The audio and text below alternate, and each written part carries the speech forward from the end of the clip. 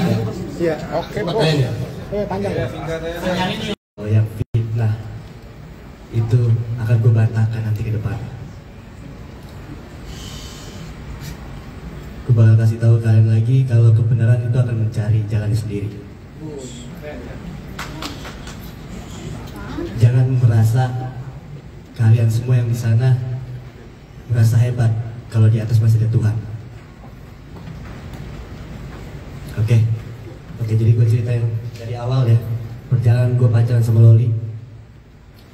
Selama gue pacaran sama Loli, yang kalian tahu, hampir setahun gue LDR. Benar? Dia di UK, gue di Indonesia. Dan di situ gue belum tahu siapa dia, anak siapa gue nggak tahu. Gue nggak tahu siapa dia. Yang gue tahu hanya perempuan, selebgram, cetis biru. Itu yang gue tahu. Di sini gue pede untuk mengenalkan diri gue karena di sini gue juga punya followers, engagement juga punya. Jadi jangan pernah membilang gue ini pansos sama Loli karena anaknya NM. Di sini gue punya followers, dia juga punya followers. Di sini gue punya engagement, di sana juga punya engagement. Jadi kenapa sampai sebesar ini? Karena sebelumnya pacarnya bukan gua, mantan-mantannya Loli nggak sebesar ini. Bener nggak? Gue bukan siapa-siapa. Gue bukan siapa-siapa. Banyak orang yang menganggap gua sebelah mata. Itu nggak masalah, itu hak orang. Tapi sekarang gue bakal nunjukin ke kalian kebenarannya. Seperti itu. Sampai pada, gue lanjut lagi, sampai pada 3 Maret gue ketemu Loli. 3 Maret 2024 gue jemput Loli. Karena Loli sendiri yang bilang ke gue kalau nggak ada yang mau terima dia di Indonesia selain gue. Pada saat waktu itu juga, hari itu juga kita langsung mau mengantarkan Loli di 4 Maret 2:30 2024 ya.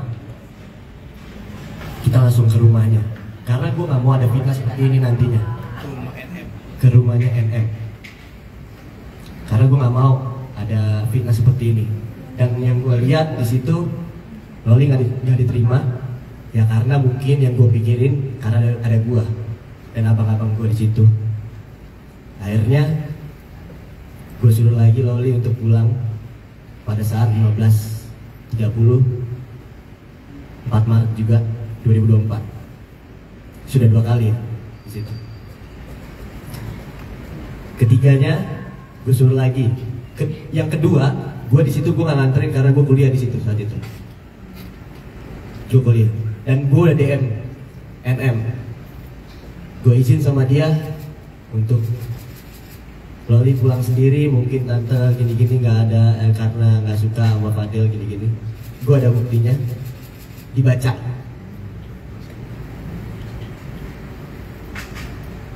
Dan ini gue lupa ya, gue di UK pada saat baru kenal sama Loli, baru jadian. NM DM gue ada buktinya. Gue ada buktinya. Tunjukin ya. Bunyinya apa? Ya. Coba tunjukin.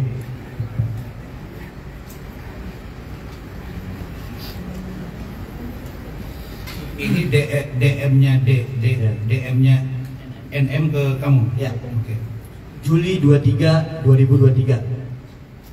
Saya cuma mau tanya, kamu mau hidup tenang apa mau masuk penjara? Seperti itu. Coba tahu diri sedikit. Kalau memang udah siap ngadepin hukum, oke, saya laporkan hari Senin. Masalah nggak usah dicari-cari, pikirkan lagi ya katanya. Saya nggak usah dipancing-pancing. Kamu cari gara-gara sama saya, itu salah orang. Saya bilang iya tante, kenapa? Jangan tanya saya kenapa, coba pikir sendiri. Jangan belagak, bego. Bisa nggak? Terus gue jawab, Fadel nggak ngapa-ngapain tante, saya cuma pacaran sama Loli. Nah ini katanya NM, saya nggak mau tahu urusan tante sama Loli. Jadi di sini gue kasih tahu lagi, gue perjelas, gue ini nggak mau tahu urusan Loli sama tante seperti itu. Anak saya masih di bawah umur, kamu post tanpa izin saya, mau kamu apa? Dan dia jawab yang tadi, saya juga nggak mau tahu, tapi saya jijik. Tapi di situ gue kasih tahu, kan saya juga masih 18 tahun tante. Seperti itu. Gak usah banyak omong. Anak saya 16 tahun, coba otaknya dipakai. Anda mau apa ya? Seperti itu udah panjang di sini. Ya itu.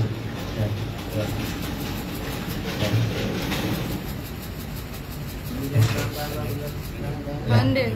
Oke, setelah itu Loli balik kan, kita lanjut lagi ya di 2024 ya. Loli balik kedua itu ketemu sama omnya Loli, berinisial E. Loli ngomong sama si E ini, apakah bisa masuk atau mau ketemu sama NM, dan dia bilang kita udah gak terima Loli lagi. Itu ada bukti ya, videonya mau di setel? Boleh ya. Tunggu ya.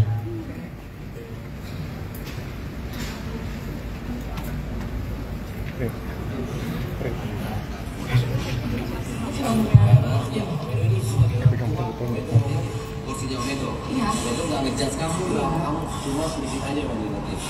Tolong jaga nama baik dia. Of course. Ya. Iya. Tolong Moli. Ya kan Moli. Iya. Ada telepon nih banyak nih. Lu bisa nggak? Iya. Banyak banget telepon. Ya makanya Om Edo kesini itu niat baik untuk menjalani mama udah di aku di Indonesia. Dan selama aku di Indo aku nggak mau ada apa-apa, makanya aku kesini. Ya udah, oke kalau mau ada apa-apa. Ya udah, kalau misalnya emang Om Edo udah kayak gak ada apa-apa nggak apa. Yang penting aku kesini udah kesini. Kalau misalnya gue lagi suruh masuk nggak apa-apa, aku cuma pengen ngasih tahu aja kok kalau aku ada di sini sebenarnya. Ya udah, ya. Naik apa? Aku nanti paling naik Gojek dari situ. Iya, cepet. Ya, sebelum ada video ini, inisial E itu nelpon gua lewat HP-nya Loli. Bilang kalau Loli itu tanggung jawab lu sekarang, Fadel. Kalau sampai Loli kenapa-napa, lu yang gua cari pertama. Dan gua menjawab dengan lantang, kalau Loli kenapa-napa, gak usah om yang cari, saya yang datang ke sana. Seperti itu.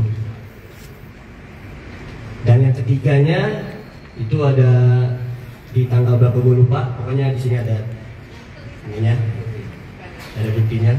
Itu dia di 26 Maret 2024 jam 18.46 di sini. Iya. Oh nggak diboleh masuk. Oh ya nggak apa-apa. Nggak apa-apa. Nggak apa-apa. Makasih ya. Yap, itu keempat. Dan yang kelima itu sendiri ya, nggak ada gua. Yang kelima itu di tanggal April 16 2024. Loli mengatakan Bismillahirrahmanirrahim. Halo, selamat siang kepada Mimi dan penghuni rumah ini. Saya datang beberapa kali untuk bersilaturahmi. Loli datang dengan maksud baik dan Loli hanya ingin bertemu dengan Mimi dan adik-adik. Dengan ini Loli memohon kepada Mimi untuk meluangkan waktunya agar bertemu walau 10 menit saja. Sekian, terima kasih. Ya, sorry ada yang kata-katain gue di WA-nya. Oke, kenapa dulu gini deh? Ya, seperti itu. Oke. Dan itu baru 4 ya. Ya. 5 udah 5. Ya, terakhir gua nggak tahu itu dia nggak rekam lagi seperti itu. Pokoknya dia datang. 5 kali datang. 6 kali. 56-nya itu dia nggak rekam, nggak dokumentasi gitu. Nah setelah dari situ ya gua agak mundur sedikit. Di 3 Maret itu ada masalah ya, itu judul ya, itu ada masalah di situ sama berinisial M dan C ya. Jadi buat kalian semua di sini gua perjelas lagi, kita mundur sedikit. Di saat itu di 4 Maret itu pagi-pagi, karena Loli nggak ada apartemen, jadi dia nunggu di apartemennya kakak ipar gue Liliana. Dia menginap sehari di situ. Setelah menginap, karena kita ingin mencarikan apartemen, Loli main ke rumah gue, Fadel ya, ke rumah Fadel ya. Setelah main ke rumah Fadel, di situ kita melihat ada keributan sedikit Loli dengan seseorang di WA. Gue nanya di situ, ada apa nih? Kok ada ribut-ribut, lu baru sehari di Indonesia? Ini nih gini panjang lebar kan, ini nggak tahu gue ada masalah apa nih. Katanya sih ini gue kurang 2 kali lagi post atau apa. Ya, itu tentang yang judul itu ya. Akhirnya gue bilang di situ, kalau misalnya gue bantu bisa nggak untuk menyelesaikan? Oke, gue nego untuk menyelesaikan ini dengan cara baik-baik sama si M. Dia nego katanya, oke boleh 1 atau 2 kali post lagi kita akan selesaikan. Setelah kita upload di hari itu juga, mereka meminta untuk mengupload lagi dan mengancam kalau sampai lu gak balikin duit 90 juta, gua akan sebarkan Fadel memakai duit lu, Loli. Seperti itu. Itu dari si M. Ya. Setelah itu baru muncullah nama C itu untuk mengupload. Itu dia, mengupload ya muka gua, sampai gue dibilang sure, ada video sure, sampai gue dibilang sama Loli ya, ada video sure sama Loli. Padahal di situ ya video gua itu benar, video Loli nggak ada di situ.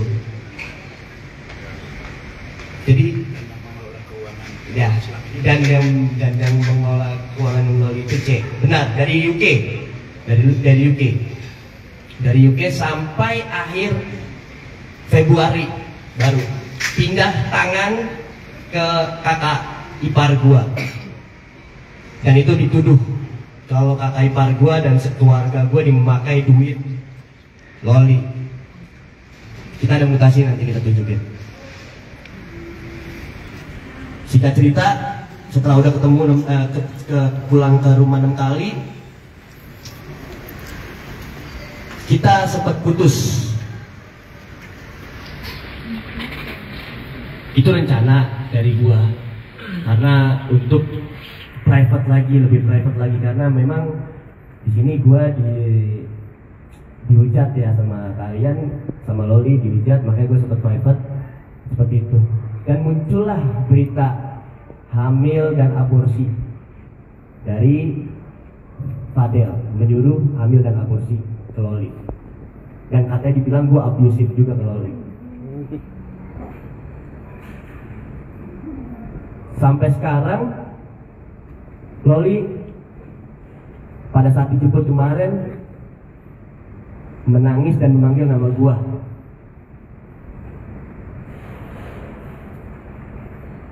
Jujur, gue sedih di situ melihat Loli dijemput seperti itu, gue sedih. Tapi gue berpikir itu ibunya yang jemput. Ya gue nggak tahu kalau buat dari hukum seperti apa, tapi kalau dari mata kepala gue yang jemput itu ibunya, ya gue nggak masalah. Gue nggak bisa menahan dia, karena di sini gue baru pacar.